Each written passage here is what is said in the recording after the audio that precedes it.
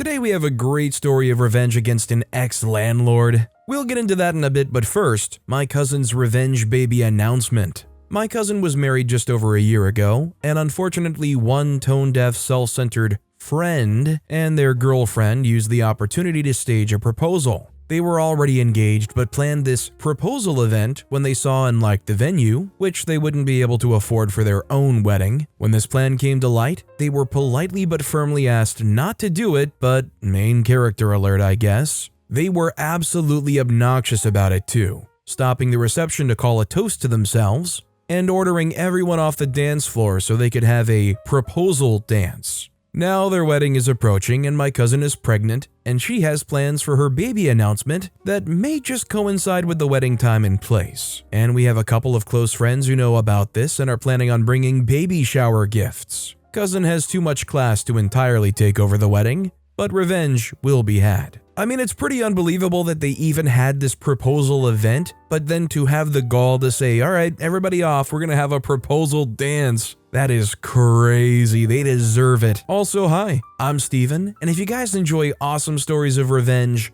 why not hit those like and subscribe buttons down below? That said, our next story is, left the boot of an Uber open after driver treated me and my family with contempt. I was looking for an Uber Premium to schlep 3 adults and 2 kids to the airport, along with an assortment of luggage. The driver showed up in a small vehicle and refused to admit that he cheated me by registering his stinking small vehicle as a premium. He did the bare minimum to figure out how everything will fit together, and while we were very uncomfortable, he had the audacity to stop the vehicle for gas shortly before we reached the airport. At the end of the trip, he kept inside the car and looked the other way while I got down and got all my luggage out. While leaving, I decided not to grab the boot. Walking away, I turned around to stare at him and gloat that he had to step out of his crappy vehicle to close it. Totally worth the 1 star. Question for the Uberers of the world, when you get a 1-star review, is there any way to contest that? Or can it just be inherently malicious both ways, whether somebody who went along just wants to give a 1 star to the driver or the driver wants to give a 1 star to the passengers? Is it just a you get what you get and there's nothing more to it? Or can you go down the whole customer support venue and try to get it removed, if you care enough to do that? Our next story is Coworker fired for sitting. Way back in the late 1900s, I worked for a large grocery chain that goes by several names, depending on what part of the country you're in.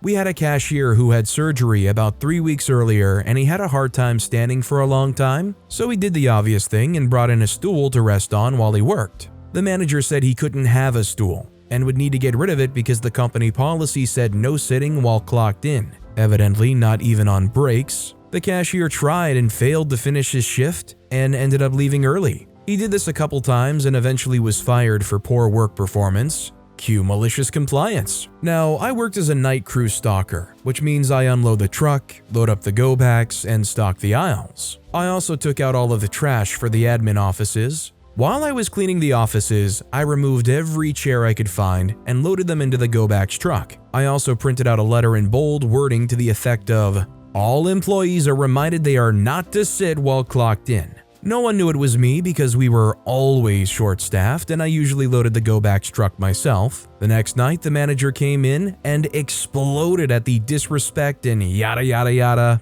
He ordered a new chair, but it didn't arrive for a couple days, and no new chairs came to replace the others, just his, so I shipped it back again. This time, they caught me the next day, but his chair was already gone. I was fired, and they were threatening me with petty theft and whatnot, but since I just shipped the chairs to the warehouse, they didn't really have a leg to stand on. One of my friends said that the chairs were all returned a couple nights later, and everything went back to normal. Aw man, now that I write this out, there wasn't a happy ending.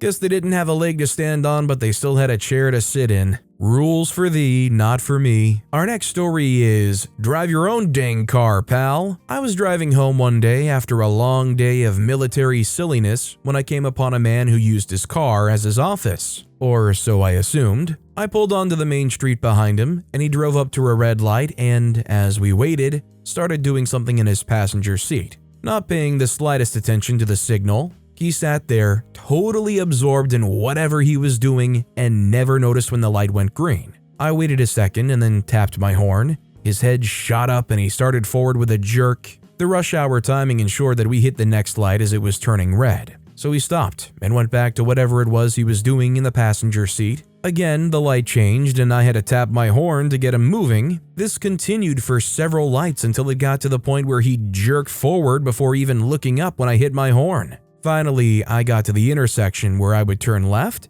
and I was over freaking joyed to get out from behind this jerk. I pulled into the turn lane and found myself level with the dork, who was busy with whatever was on his passenger seat. I was behind a Honda Civic and he was behind a cop car? I finally shrugged, grinning, and tapped my horn. Sure enough, like Pavlov's dog, he automatically hit the gas and his car jumped forward the 2 feet needed to tap the cop car's bumper. He looked up in a panic while the cop coolly stared into his rear view mirror. Then he turned on his lights and gestured for the man to pull over to the curb beyond the intersection when the light changed. I turned left and whistled a happy turn all the way home. This story feels so relevant because it feels like everybody I see is on their phones at any traffic light nowadays. It seems like every time I'm out driving and I hit some kind of red light somewhere, there's always somebody somewhere along the line that is ahead of me on their phone. And you have to toot your horn to get them to go. What's frustrating is there's one stretch where there's a light that goes so freaking quick that I have to go by pretty often. And because you have somebody there on their phone, you literally have to wait the next light because it just goes that quickly. Like, unless you're going as soon as the light changes, you're just about screwed. Our next story is, girl, did you just see how I dented this door? About 25 years ago, I'm on my way home from a night out and my route takes me right past this awesome Chinese food joint called La Joy. Plenty of space in the parking lot. I go inside and I'm waiting in line to order some carryout. 2 drunken loud women come in and get in line behind me. They were laughing and talking so I could clearly hear them right behind. One says to the other, "Did you see the dent I left in that door? Someone's gonna be ticked." Laughing. There were only a few people in the restaurant and only a few cars in the lot, and I coo, just hoping they didn't damage the newly acquired Golf, a crap box, but better than what I'd been driving as a poor college student. So I get my food and head out to the parking lot only to see another car, Buick Park Ave, I think.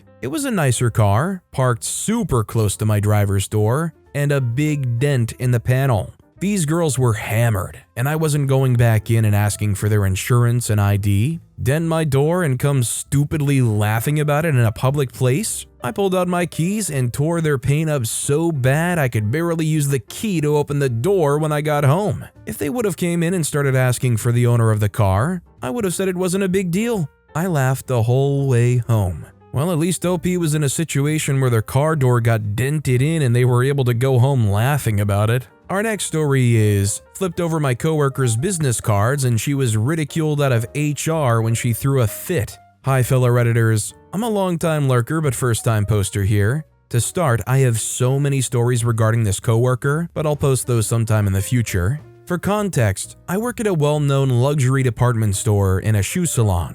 To start, let's call this horrible coworker HC. I'd been working here for about 8 months when they brought in horrible coworker. None of my team was thrilled, especially considering our boss had said he would stop after he hired coworker number 7. We work solely on commission, so the more people means less of the pie. This is kind of important later. Her first day inevitably came, and while at first things were okay for about a month, the drama and toxic environment soon followed. In the past, I've just found it extremely difficult to trust my gut because of my severe anxiety, but this time I just knew instantly I got trashy vibes from her on day 1 and knew I wasn't going to be able to trust her. I won't go into full detail, but here are some general instances for y'all to better understand how much of a trash person horrible coworker is. She's lied and thrown her team under the bus if it benefited her multiple times. Whenever we called her out on her toxic behavior, horrible coworker would run to our HR department and spin a web of more lies and drama.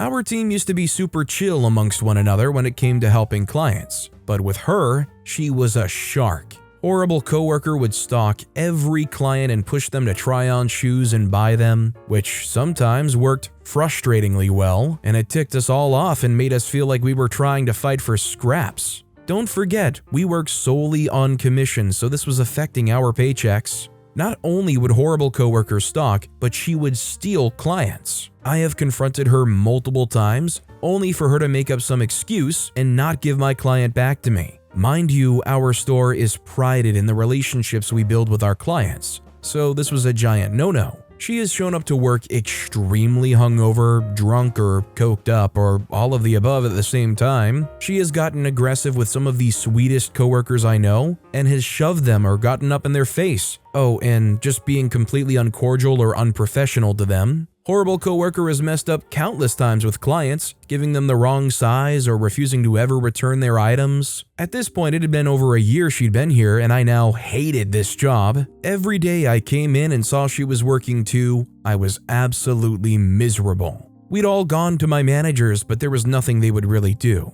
Eventually, we found out that a horrible coworker began dating one of the managers in our store. In the ethics code, that is punishable by instant suspension and/or termination for both involved. We found out that because he worked in the back, he was giving her online curbside sales. I don't know how they did it exactly, but she was getting thousands in extra sales because of this, which is a giant red flag because this is considered fraud. Our loss prevention lead also agreed that it was very suspicious, as did our state HR director, but nothing was ever done. At this point, I was fed up and didn't know what to do. I have remained professional, and I'm a very anxious person who avoids getting into conflicts, so I didn't know what I could do to get back at her for all the crap she's pulled. So at some point on a day she wasn't working, I just walked over to where our business cards were, and I flipped them over backwards, thinking she would just flip them back over, right?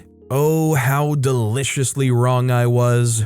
I found out about a month later from a close coworker that horrible coworker freaked the heck out and immediately ran to HR and loss prevention, demanding they investigate and find out who did this, complaining that we all hated her and that this was a breach of respect. Well, remember how I mentioned horrible coworker would run to HR for literally anything we called her out on, or any lies she spun up? Let's just say she was not welcomed with open arms on this. HR just sat there like, really? This is what you're here for? Grow up and flip them back around. And loss prevention was like, Lord Almighty, give me strength. Are you serious right now? To which they actually entertained it and asked two of my coworkers if they did it, which they responded no. The managers then berated her for this and wasting their time. It was mildly petty. I know it's not the most petty thing ever to flip the cards, but it backfired so beautifully, and I feel as smug as Jeremy Clarkson to this day.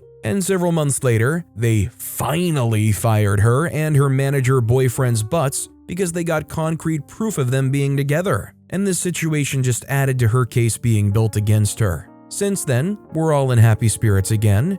My anxiety has lessened significantly, and while I'm still leaving eventually to go into a completely different career, I'm starting to like this job again. Oh, and the paychecks are much better now. Horrible coworker, if you're here and reading this, I want you to know that it was me that flipped over your dang cards, and we're all dancing over your career's grave right now. For somebody who was so blatantly doing something that could get them suspended or terminated just like that, it's impressive how invincible they seem to think they were. Our next story is Home Center Jerk. So a few decades ago, I worked overnights in a home center stalking. This one guy would always come in around 7 a.m. who was a jerk. I got fed up, and one thing I noticed about him is every morning he would go to the vending machine for a chocolate milk in a carton. One of those machines where every product has its own little door you open by sliding it sideways. After a few weeks of scrutiny, there was finally a night where there were only 2 chocolate milks left. I purchased the first one and drank it,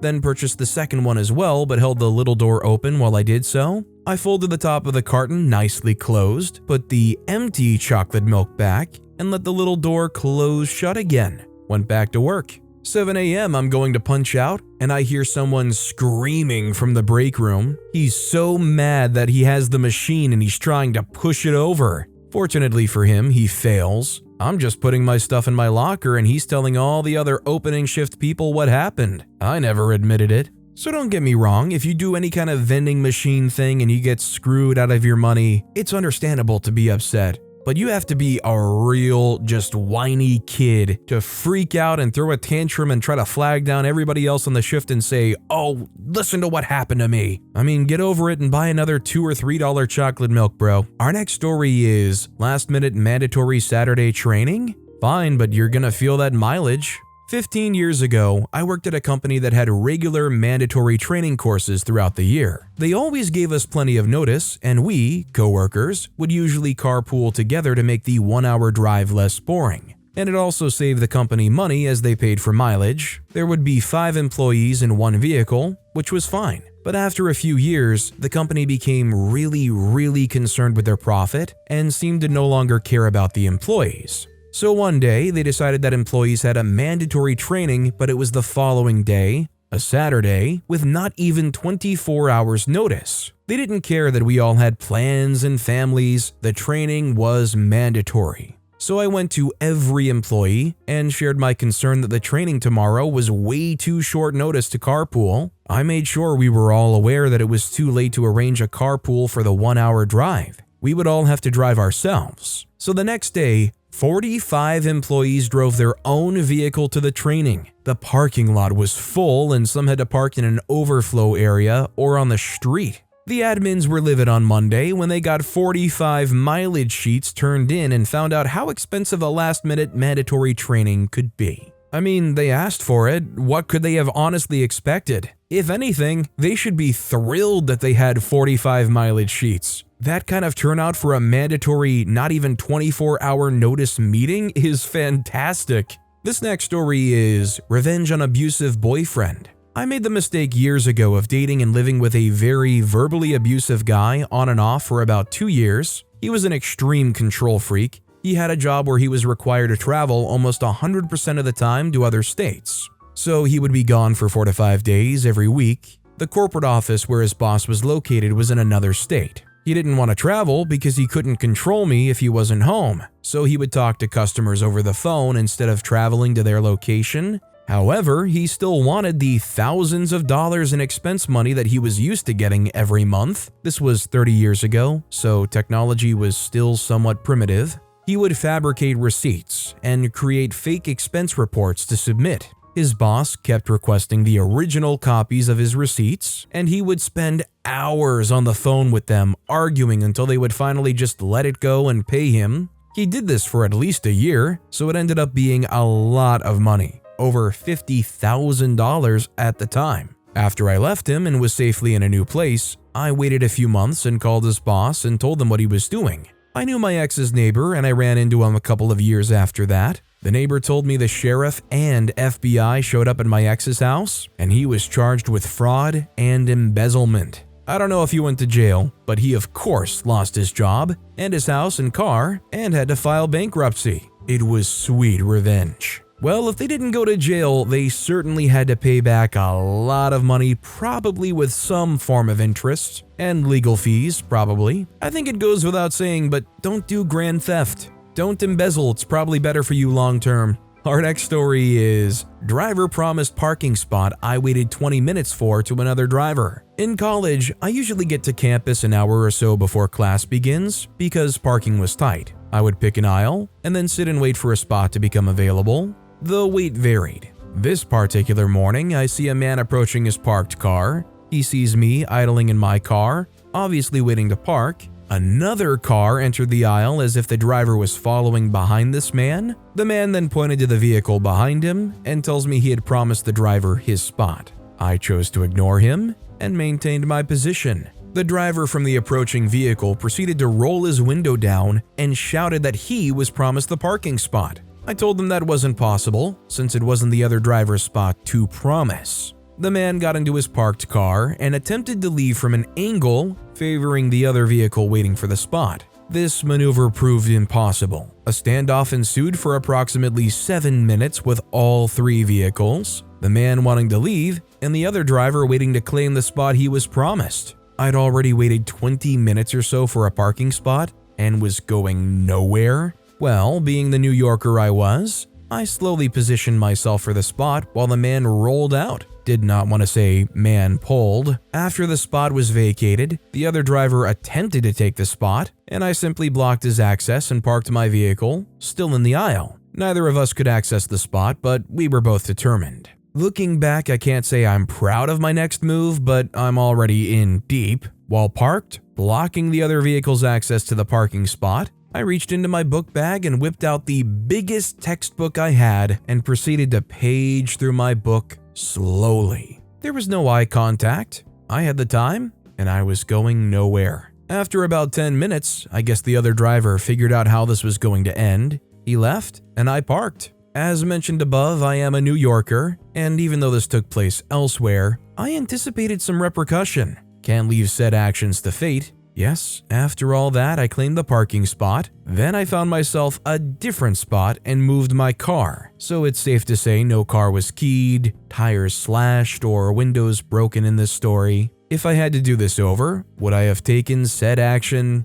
Definitely not. Nor would I recommend it. No point in being dead, right? Yeah, I'm not gonna lie, I would honestly be afraid that this guy who was that upset about it and so insistent that he get that parking spot would find his way back to my car at some point and try to do something. I mean, shoot, I'd be afraid that they try to get my license plate number and track it down somewhere else, even if I did move the car. Our next story is, so you want something my dad left? You'll get something my dad left. As context, my dad died 3 years ago, had a crazy girlfriend I'll call Clara. I've written some stories of conflicts with her that happened about 20 years ago. She was a scumbag with us. After my father died, she tried to obtain info about us through common friends of dad. We asked them to say nothing about us to her, but obviously respect personal space wasn't one of her strong features. Well, she decided to show up in my dad's house, bother my sister, tell her that we were family, and ask her that if her heart was so kind, to give her a gold ring my dad got from my grandfather. My sister was very disturbed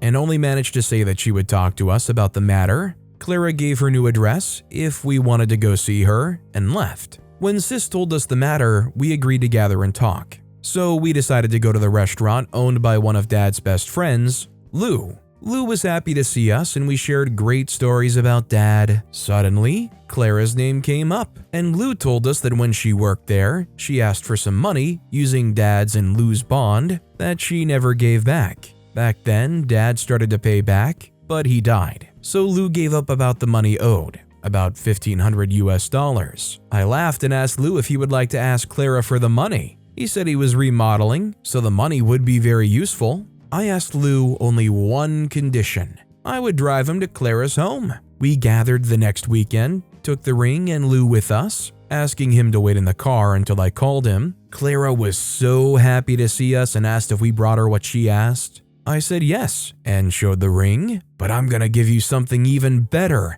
The opportunity to honor my dad's memory and word. Never contact us again. So I asked Lou to come as we left for the car with the ring. OP actually added in the comments that Lou on the ride back home said that she gave him around $200 and agreed to pay monthly. So hey, this actually kind of worked out for Lou too. I mean, even if she doesn't pay monthly, at least Lou got $200 of that $1,500. This next story is Revenge on an Ex-Landlord. To know why I did what I've done, you must know the backstory. I'm a good tenant. I like paying rent early. I keep the house clean. I don't punch holes in walls or slam doors on purpose, or do anything to deliberately cause harm to the house. I rented a house for a year, not in an HOA, but right out of the gate the landlord was giving bad vibes. Flat out told me he refused to renew a lease because they didn't keep the lawn mowed, but we needed a place. Who is we, you ask? Me, my significant other, and my mother, who I'd been taking care of for about a decade. The landlord never properly fixed things that needed fixing, and the house wasn't even properly cleaned when I moved in. There was still kitty litter on the floors for crying out loud. I only asked him to fix 2 things the entire time we were there, and both times I practically had to beg him. I even offered to pay for someone to fix it myself and he said no, and still refused to fix it. But none of this deserves revenge. It's the sign of a crappy landlord, but that's standard. No, it was when one of the most traumatic events of my life happened. I found my mom passed away one morning. There were cops and crime scene techs on property. Despite everything, we were working with the victim services rep to figure out how to tell the landlord. At the same time, apparently our neighbors, who were also renting from the same landlord, had informed him that something happened and that there were crime scene techs on scene. So what does this respectful, good landlord do on the worst day of my life? Call us repeatedly until someone answered, including my mother. I was still talking to the police.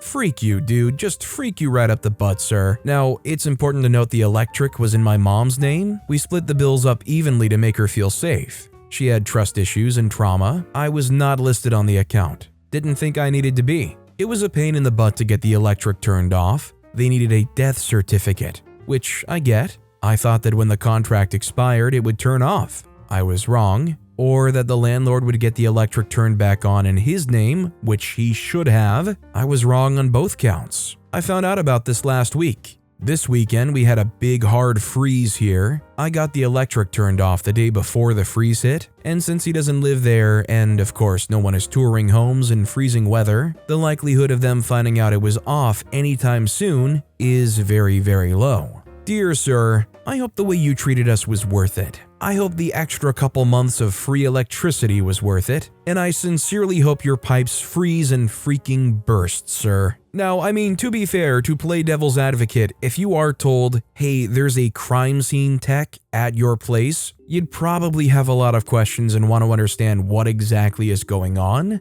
And you'd probably want to try to call the tenants to figure out what is going on. To be completely fair, if I were the landlord and I was told that, my first thought wouldn't automatically be, oh, maybe one of them passed away, I shouldn't call them just in case, like, it's too soon or something. That said, this landlord was all around terrible. And if OP's not picking up, spam calling is not the tactic. They still absolutely deserved what they got in the end. Our next story is When Academics Get Petty. Many years ago, I was hired to teach the coursework of a tenured professor. Dr. Better was probably tired after teaching those courses for many years, and after she was promoted into an administrative position in the dean's office, she convinced the department to hire someone else to teach them. I was very excited when I learned she had been asked to onboard me because I was new to the department and the institution, and she was the only other person in our college who had expertise in that field. In my mind, I had gained a potential mentor. After years as an adjunct,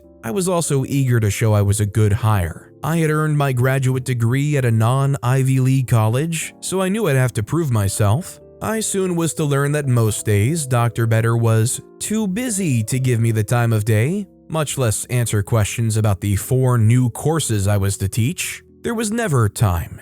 Not wanting to appear incompetent, I worked extra hard, made other connections, and survived my first year as a tenure-track professor, always hoping she would one day say hello or invite me to lunch as she did with other new hires. When the department chair asked how things were going, I lied, afraid it would get back to her and hurt my chances of someday getting mentored by Dr. Better. Ironically, everyone assumed she'd been helping me because, as everyone was fond of reminding me, we were the only ones in that field in the entire college. After my first year, I gave up on Dr. Better, noticing how there was nothing I could do to get her to notice my work. I learned through the grapevine she didn't consider my preparation rigorous enough. In her mind, was not a top candidate deserving of her time. After 3 years, I took stock of my life and career and decided to start seeking a position closer to my hometown. My exit strategy would be to leave immediately after getting tenured. But because my performance evaluations had been excellent and she was the only person who could speak to my expertise in the field, I made the mistake of requesting a letter of recommendation for my tenure files. She never wrote it. Other senior professors wrote great letters praising my performance, but Dr. Better was the only one who did not deliver. I left the institution for a better job after 6 years and stayed in touch with many colleagues. 10 years later, I was invited to a faculty reunion and decided to attend, expecting Dr. Better to ignore me as usual, but I was wrong. She sat at my table, asked me how I was doing, and after some chit-chat told me, without the faintest show of contrition, how sorry she was that she never wrote me a letter of recommendation. But was it true I landed on my feet? I left the reunion with a sour taste in my mouth, but not being naturally vindictive, I forgot about it. It takes a lot for me to be petty, but she succeeded. I live far away from the town where I used to work, so I never attended another reunion. Then a mutual friend from that era was passing through my town a couple of years later, and we had lunch. During lunch, my dear friend commented on how Dr. Better wished she had gotten to know me during my time at her university. Really? She said that? I couldn't believe my ears. Oh yes, and she gave me a message. She wants to get in touch with you to invite you to our next faculty reunion at her house, but you first need to accept her friend request on Facebook. I hadn't blocked her first and second requests, but I had clicked the ignore button. I said, well, just tell her to send me another friend request and tell her that she will definitely get my message this time. I did get a friend request from her 2 days later, and I ignored it again. I hope she got my message. You gotta love the tactic of build somebody's hope up that you're going to give them something, that person being somebody that treated you so badly in the past, just to leave them with that perfect moment where their smile of, it's going to happen, we're going to connect, instantly fall into a huge frown when they realized what they just got served. But with that being said, that's all the time we have for today. Now, if you want to hear another absolutely awesome revenge story, check out that video on the left. Or if you missed my latest video, check out that video on the right. That said, I'll see you all next time with some more stories.